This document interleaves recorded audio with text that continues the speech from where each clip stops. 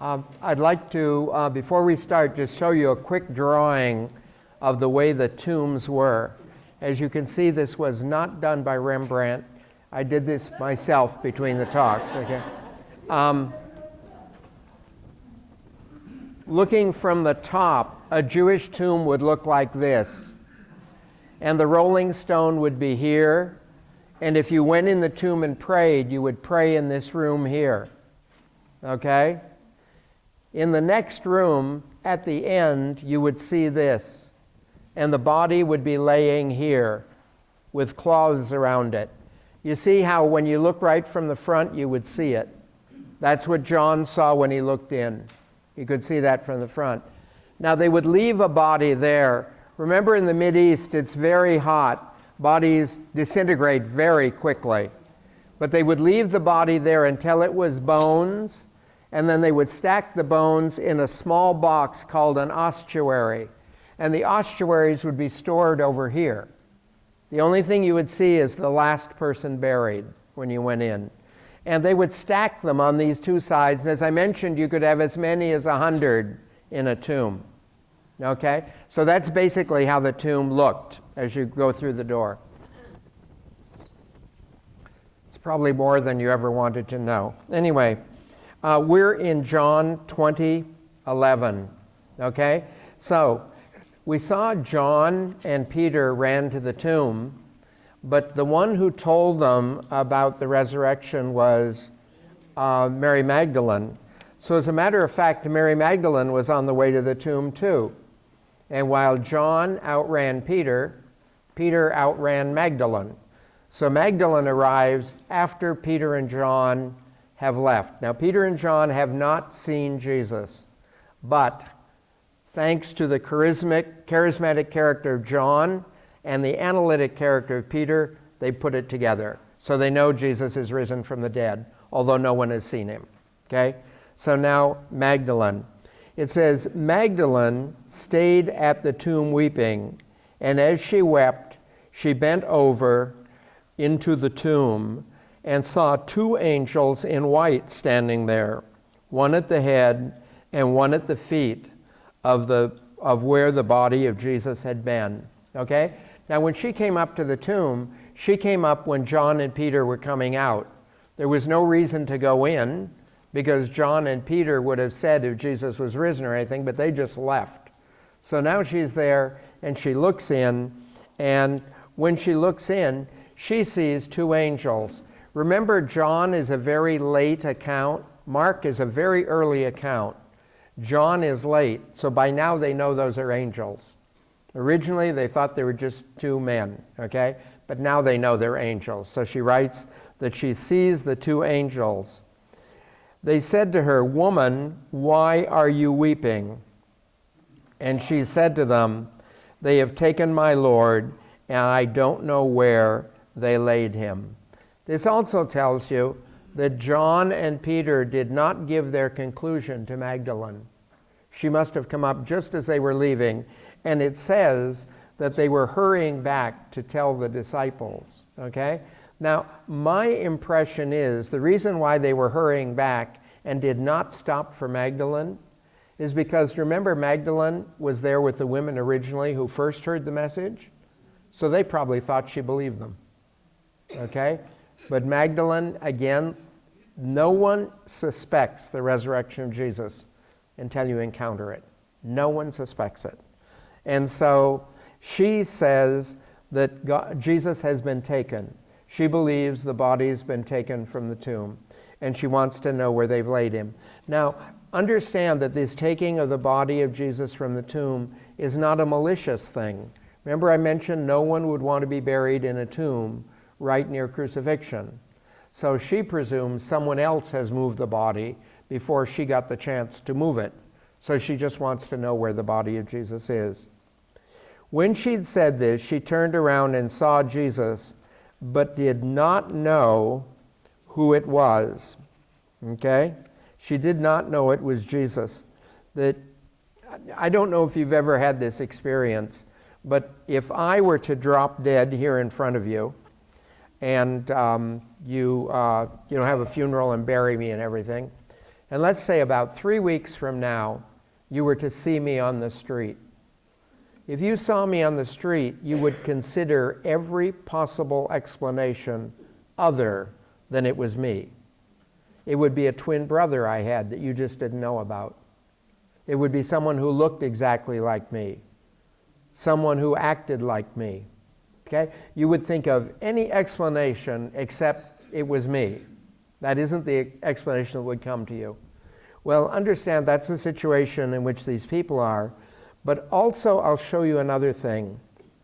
In every single story of the encounter of the resurrected Jesus, there is always some reason in the story why they might not recognize him. And the one in this story is Magdalene is crying. Okay? So her sight is somehow clouded anyway. And she, even if their sight were clear, she wouldn't have believed it was Jesus. Okay? So she didn't know it was Jesus. Jesus said to her, "Woman, why are you weeping? Who are you looking for?" Okay? It's the same question she got from the angels. And the thing I love about angels, angels do not understand human beings. It is very difficult for angels to understand human beings. And it's because the faith of an angel is so perfect. They have the face-to-face view of God. It never occurs to them that someone might not believe what God says. But if you look through the scriptures, every time you encounter an angel, the first thing the angel has to do is to get you over being terrified. Remember, to the shepherds, don't be afraid. To the Virgin Mary, don't be afraid. You know, always, first you have to get over being terrified. Once you get over being terrified, the angel has a great difficulty understanding that we have trouble accepting things. For an angel to know it is to accept it. Okay? One of the things is you and I actually deal a lot with liars. In fact, every one of us here, as on occasion, told a lie ourselves. So we are prepared to disbelieve. We are flat out prepared to disbelieve. And you know, that's the penalty for lying. If you ever study in psychology, the punishment for lying is that you have trouble believing people because you think they're doing what you're doing. See, if you look in the scriptures, you'll find out that the Pharisees, do you know the Pharisees were the holiest people on the face of the earth? They were very careful to follow the law and everything. However, they were just a little holier in talk than they were in practice. They were still the best on the face of the earth, but they made themselves just a little better. So they presumed when Jesus said he was Messiah, when Jesus said he was Son of God, they presumed he was lying too. That was the result of their lying. No angel has ever told a lie. So an angel believes everything that's said to the angel. And the angel stands in the presence of God and believes everything. The most dangerous thing to you and I on the face of the earth is lying. I'll tell you that right now. The most dangerous thing. And it's dangerous to the liar, not to the other people. Do you know that most of the people we lie to actually know the truth anyway? Okay? That they figure it out. So it doesn't do any good to lie. The only thing you do with lying is erode your ability to believe. Okay? And there's, you know, the beatitude, blessed are the single-hearted, for they shall see God. Do you know the double-hearted people are liars? They often try and translate that purity of heart, and you think it has something to do with sexuality. It has nothing to do with sexuality. It has to do with honesty. In Greek, if I lie to you, I'm double-hearted. In Native American culture, if someone's double-hearted, we say they speak with a split tongue. And if you're a Roman, you say in Greek, they're two-faced. Okay? So we have all kinds of duplicity, but in the Greeks, the duplicity is you have two hearts. So a single-hearted person is a person who is truthful. And what's the reward for being truthful? Blessed are the single-hearted, for they shall see God.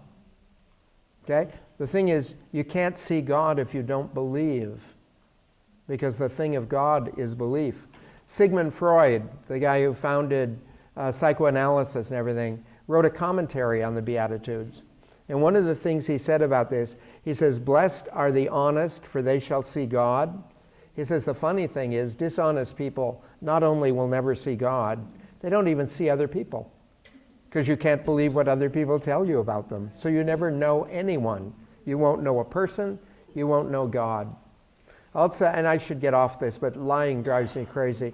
You notice the very first sin, if you've never been told this before, you cannot sin without a lie. Every sin begins with a lie. I'll just have one drink.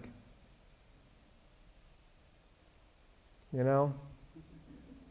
I'm going to be very careful about what I eat at this meal. You know? Every sin begins with a lie. Do you remember Adam and Eve? Snake came to Eve and said, I understand God said you can't eat from any of the trees in the garden. That's a lie. God said they could eat from all but one. So Eve responds, no. She says, we can eat of all of the trees of the garden except this one tree. We may not eat it nor even touch it. That's the second lie. God never said not touch it. He said don't eat from it. Once she has lied, the sin follows. And it'll go. As soon as you lie to yourself, you're a goner. That's where the sin starts. And the rest of it just rolls on. Okay? So enough about my soapbox. Okay? So he says, why are you weeping and whom are you looking for? She thought it was the gardener and said, Sir, if you've carried him away, tell me where you laid him and I will take him. They mentioned gardener. One of the reasons is the place where Joseph's tomb was called the garden tomb. Okay? If you go to Israel today, incidentally, there's a place they'll call the garden tomb. It's not the place where Jesus was buried. It's another place. But it gives you an idea of what the tomb was. And what Joseph of Arimathea did was build a small garden around his tomb. Do you remember I told you that they wanted the tombs to impress people as they come in? Now, remember, if you go to the Mideast, that is a flat-out desert. The most impressive thing in a desert is a plant. So if you have a little garden there, they would see that immediately. A marble tomb, lots of stone in the desert. Stone is not that impressive in the desert. But a plant, oh yes, that'll catch your eye. So he puts a garden around his tomb, so that catches the people. And then the gardener, she thinks the gardener has moved the body. Jesus said to her, Mary. She turned to him and said in Hebrew, Rabboni, which means teacher. You know, the word Rabboni does not have an English equivalent. How many of you speak Spanish? Anyone here? Because Rabboni actually has a Spanish equivalent. Okay? And the Spanish equivalent is Padrecito. Padrecito, which means a little priest. But they'll use it as seminarians and stuff like that. And if you have a priest who's a very close friend with your family in Spanish culture, you call him Padrecito. Okay? And the reason why she called him Rabboni, that means a little rabbi. Okay? And that's because he was a very close friend. This story comes from Mary Magdalene. But I'll tell you a secret. I'd be willing to bet Jesus doesn't say Mary. I bet Jesus has a nickname for Mary. And he uses the nickname, which is why she recognizes him. So then she uses her nickname for him. But when she recorded the story, she didn't record the nickname he called her. But that nickname is how she knows it's Jesus. Jesus said to her, Stop holding on to me, for I have not yet ascended to the Father. I'd like you to notice, oftentimes this is stop touching me. And it's not the idea of touching. It's the idea of staying with Jesus. Mary Magdalene has been given a job. She's to go tell the apostles that she has seen Jesus risen from the dead. And she's the very first person to ever see the risen Jesus. So it's her job to go tell the apostles. But she wants to stay with Jesus, and she's not supposed to. Do you remember another example of the same thing? Do you remember when Jesus took Peter, James, and John and took them up for the transfiguration? They wanted to build tents and stay there. And Jesus says, no, we have to go down and be about the ministry. One of the things to know about being a believer, you will experience certain moments in your life, and we call them in theology mystical experiences. But you will have certain mystical experiences, and you would love to spend your whole life with the mystical experience, but you're not allowed to do that. Mystical experiences are given to you for two reasons. Number one is to strengthen your faith, and number two is to share with people whose faith is shaking. So you are given these mystical experiences for a specific reason, but you aren't supposed to stay there in the mystical experience. You have all of eternity to sit in the mystical experience, okay? But in the mystical experience is always to do something. And Mary Magdalene's mystical experience is to go and spread the news to the apostles that Jesus Christ is risen from the dead, okay? He says, go to my fathers and tell them, I'm going to my Father and to your Father, to my God and to your God. Okay? Now I'd like you to notice, he says, I'm going to my Father and to your Father. Why does he say that? Because God is not my Father the way he's Jesus' Father. He's Jesus' Father in a very specific way, and he's our Father in another way. Okay? He's also Jesus' God in a very different way than he is our God, because he's Jesus' God in union with Jesus. He's our God in sovereignty. Okay, so it's a very different thing. So he cannot say, that's why when Jesus teaches us, remember the apostles say, teach us how to pray. He says, when you pray, you say, our Father. Because Jesus can't say, our Father. He has to say, my Father and your Father. He can't say, our Father. Okay? So he says that. And this is another enforcement of the fact of the nature of Jesus being different from our nature. Okay? It's a very different nature. And Mary of Magdala went and announced to the disciples, I have seen the Lord. And then she told them what he told her. Okay, so now the women have gone to the tomb, come back. John and Peter know Jesus is risen, and Magdalene has seen him risen. Okay? Now I'm going to take you to Matthew. This is 28:11. It says that while the women were going, see, after the women went to the tomb, the women are leaving now to go back, and then the instances we've seen will be taking place. But this goes back to the guard. Some of the guard went to the city and told the chief priests everything that had happened.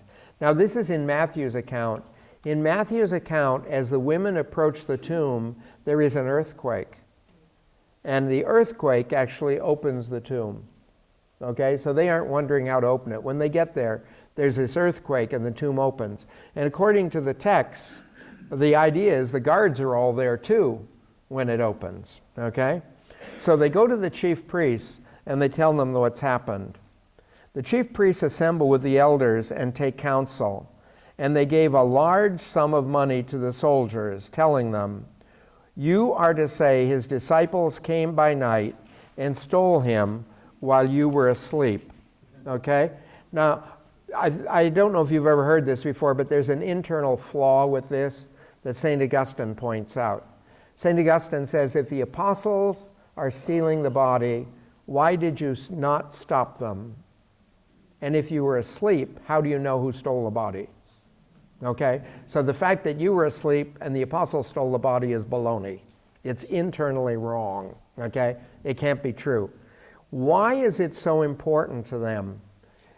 Under Roman law, if I am guarding you to have something done and you escape, I get the same penalty you would have. Do you remember during the crucifixion of Jesus, that when Jesus is carrying the cross, he falls? Remember when he falls, they'll get someone else to carry the cross. And the reason is, they can't afford to have this guy die on the way to the cross. If they do, those guards are going to be crucified. Okay, so if Jesus is up for crucifixion, get him up there. Okay? Now, if you remember correctly, in the trial of Jesus, remember Pilate wanted to release Jesus?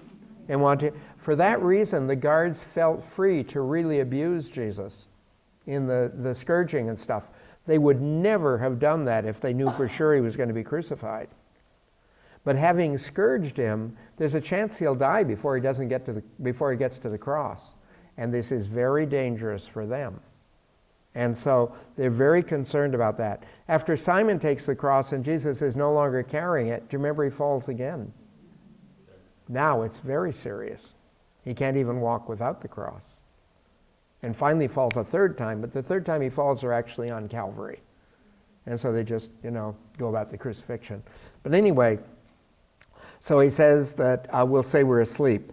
If this gets to the ears of the governor, we'll satisfy him and keep you out of trouble. Satisfy him, of course, means a bribe. Okay? So what they are doing here is bribing the soldiers, and then in turn will bribe the governor. And again, it's if the news gets to the governor, that's where it's dangerous. Okay? When the news gets to the governor. And so the soldiers took the money and did as they were instructed. And this story has circulated among the Jews to the present day. Okay? It means at the time the text was written, there were a number of Jews who believed the body had been stolen. I don't know how many of you have ever studied the Quran, but that's what the Quran teaches. The Quran teaches that the body of Jesus was stolen by the apostles, and that Jesus was not really dead on the cross. He was taken off before he was dead. The apostles nursed him back to health. And that was the appearances. Okay? Now, so what we have done now is sort of got the guards out of the way now, and we're dealing with the empty tomb. The only person who has seen Jesus is Mary of Magdala. The next thing that happens is the apparition on the way to Emmaus. If you happen at all to visit Israel, they'll take you to a church outside Jerusalem, about 7 miles from Jerusalem, as the text says, and it's Emmaus. But you need to understand there are about 9 cities with the name Emmaus in that area. We do a lot of traveling, so it is not helpful to have cities with the same name close to one another. But they didn't travel a lot. Most people were very lucky if they traveled over 100 miles in their lifetime. If you were to visit the place in Israel, you could stay at a hotel, let's say in Tiberias. And from Tiberias, if you wanted to, you could walk every place Jesus went in his entire life, with the exception of Egypt, when they took him down to Egypt as a child. You could walk. The northernmost point that Jesus went to was Caesarea Philippi, and you could walk there in much less than a day. And the southernmost point he went was the Dead Sea, down by where John was baptizing. So that's the whole extent. The life of Jesus is a very, very small area. That's why, like, if you go to Israel today, you actually can visit everything. You can actually do everything where Jesus was in his life. So anyway, today you wouldn't have this, but there are a number of cities named Emmaus around, and so we have no idea where ancient Emmaus was. But it isn't important. They have a city where they commemorate it. So anyway, it says, that very day, 2 of them were going to a village 7 miles from Jerusalem called Emmaus. Okay? Now these 2 must be disciples, but not one of the 12. Okay? Because the 11 were in the upper room hiding. But there were a number of disciples of Jesus. So, and on the way, they're conversing about everything that had happened. So now these 2 men are talking about the thing. From their conversation, we will know that they left Jerusalem probably late Friday night or on Saturday. But they have no knowledge of the fact of the empty tomb or anything like that. They're on their way, and they're just talking about everything that happened. It happened that while they were conversing and debating, Jesus himself drew near and walked with them, but their eyes were prevented from recognizing him. Okay? The eyes were prevented from recognizing him. Why is this? In their world, they actually walked. What you and I do when we walk in English is called perambulate. Okay? We sort of wander around like a dog. We sort of look in store windows. We stop for an ice cream. For us, a walk is not a serious thing. You have to understand, for them, walk was the way you got from place to place. It was not the least bit unusual for these people to walk 20 miles in a day. Okay? So for walking was serious business. Walking is on a very dusty road. You're really walking. The dust is all. If they're walking to the place that we today honor as Emmaus, they're also walking west into the setting sun. So dust, speed, sun. That's why they didn't recognize Jesus. Okay? Beside the fact that's the last thing in the world they thought they were going to see. Okay? So they don't see him. He asked them, "What are you discussing as you walk along?" They stopped, looking downcast. So he wants to know what they're talking about. And the impact of what they're actually talking about really hits them. The depression over the actual loss of Jesus. One of them, Clopas, said in reply, "Are you the only visitor to Jerusalem who does not know the things that have taken place here in these days?" Okay? He says, you're the only person. Now, because where they're coming from, the only major city here is Jerusalem, so they presume he's from Jerusalem. They say, are you the only one in Jerusalem that does not know these things? One of the things I like to point out in this thing, it is very, very common for something to be very important to one person and absolutely unknown to another person. I give you an example. The first time I went to Israel, I went on an all-Jewish tour. And one of the things that's most interesting in the city of Jerusalem, you have these guides who are showing you around Israel, and your bus pulls up to the Jaffa Gate, which is the entrance into Old Jerusalem. Your bus pulls out to the Jaffa Gate, the guide gets off, and I don't know about your guide, but in the group, there was only one Christian, me. The rest were Jewish, and there were 3 Muslims, okay? And they were 3 Muslims who were married to Jewish people, and so that's why they were there. The guide got off. The guide started a presentation. I thought the guide had been trampled. Suddenly, everyone poured off the bus. Why? I didn't want a presentation. I was going to the Holy Sepulchre. The Muslims didn't want a presentation. They were going to the Mosque of the Dome of the Rock, and none of the Jews were listening to a presentation. They were off to the Western Wall. So suddenly this guide's standing there, and we all know exactly where we're going. But to me, to enter Jerusalem and go anywhere but the Holy Sepulchre, why would anyone be so crazy? But the Muslims didn't even know where it was. And they couldn't understand anyone would enter Jerusalem without going to the Dome of the Rock. And the thing is, it's very easy in our lives to become very powerfully focused on something and not realize other people's focus. One of the things that Thomas Aquinas says, he says, if you want to teach, what's most important is not what you say. What's most important is what is heard. And oftentimes there's a difference. If something's very important to you and something is unimportant to me, but it's a detail in what I say, you'll hear what's important.